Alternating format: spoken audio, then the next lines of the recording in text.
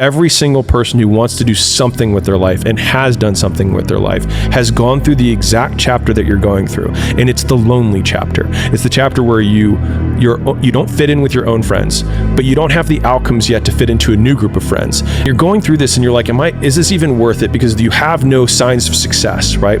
But if there's anything that you can take away from what we're saying right now, is that the sign of success is the hate that you get along the way. The bad days create the story that I'm one day going to tell myself about what I got through. Yeah. You know what I mean? Yeah. Without the bad days, the story would be way more lame. There would be no glory in overcoming anything, because what did you overcome? I'd say one of the strongest mental frames that has gotten me through my hardest times is thinking this will be the story that I will one day tell.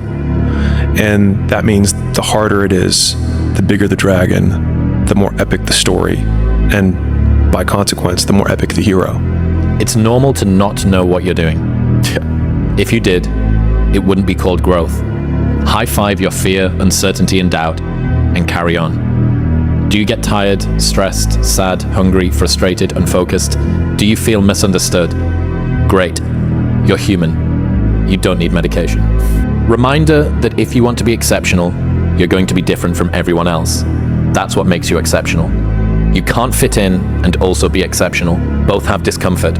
When you fit in, you have internal conflict because you're not being 100% you.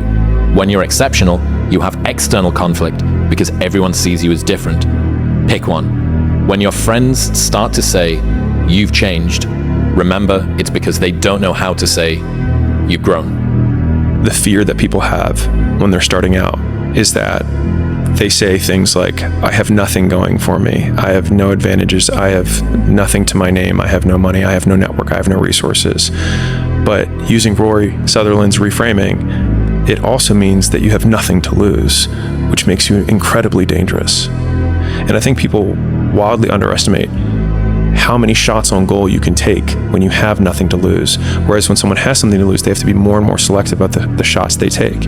And so you have the perfect conditions for taking risk, because the worst case scenario is baseline, is where you're currently at. We don't rise to the standards we have when others are watching. We fall to the standards we have when no one is watching.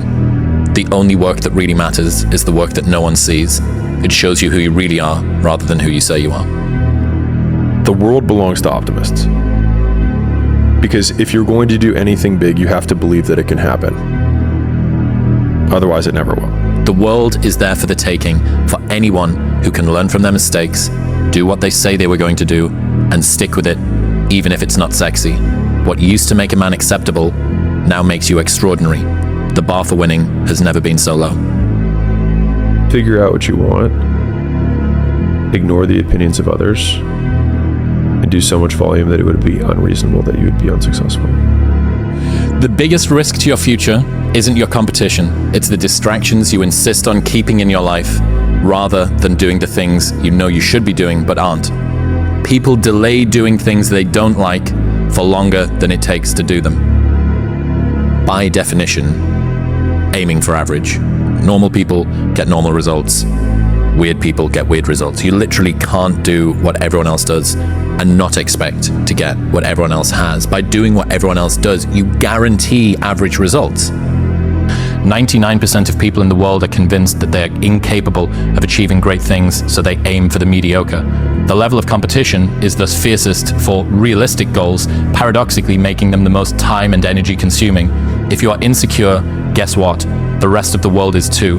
Do not overestimate the competition and underestimate yourself. You are better than you think. If they don't have what you want, don't listen to what they say. There's no greater waste of time than justifying your actions to people who have a life you don't want. All of it comes down to, when you change yourself, you will change the world, because you will change how you see it. Problems are a feature of life, not a bug. There will never come a time when you have no problems. What? Did you think that you would just wake up one day and you're going to cease having problems? Like completing a video game and leveling up to a map where there's nothing there. That is never going to happen. Your problems will change, sure, but having problems is going nowhere. Dealing with problems is the cost of doing business as a human. It's not a personal curse on you. Taking full accountability of your life with all of the deficiencies that you have may be the most painful thing that you do when you look at yourself in the mirror and say, this is my fault. But in saying, this is my fault, those are also the first 2 steps of progress, because it's my fault, not anyone else's, which means it's my responsibility and my action that can change that. Stop complaining about the results you didn't get from the work you didn't put in. The only way to become more successful than most people is to be willing to do something most people aren't willing to do. I get happier about the harder it is because I know that no one else will follow. It's a selection effect. And I think if you can shift from this is hard to no one else will be able to do this, then it flips from being this thing that you're like, oh, poor me, to oh, poor everyone else who's going to have to fucking try. This is a big enough problem that, like, if you don't want to wake up, then what have you got to lose? Exactly. And that was it. And it was like, I have nothing to lose. And that was when I think in the last podcast we talked about this, where it's like, if everybody who's like at the bottom and feels like they have nothing going for them, reframe that as, I have nothing going for me, which also means that I have nothing to lose by taking action, it makes you a much more dangerous person. I just cracked one day and I was like, fuck happiness. Because it felt so out of reach that I was like, just fuck it. I'm not even gonna shoot for it. I'm just gonna do stuff. And that's all I'm gonna do. I'm just going to do stuff. You cannot wish for both strong character and an easy life, because the price of one is the other. When I think about pain, I think about, what thing am I paying for right now? And is that thing something that I want? And if so, it reframes the pain as the price of the thing that I want. This is super interesting. Is they've done research on this where they have somebody who like accepts like shocks. They can like opt out at any point. If you have the same man who's getting shocked, and then you tell that man in the other room, every shock he takes, his family doesn't have to take. His threshold of pain like quadruples. This may seem like some quote mindset, whatever. But the thing is like, the bigger your goals, the more pain you're going to endure, whether you want to or not. It's the price.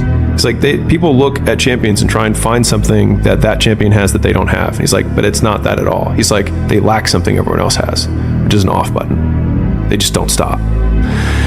Consistency doesn't guarantee that you'll be successful, but not being consistent will guarantee that you won't reach success. You have a productivity hack, an easy productivity hack. Instead of spending time getting in the mood to work, just stop working. Confront the work. People think they need perfect conditions to start, when in reality, starting is the perfect condition.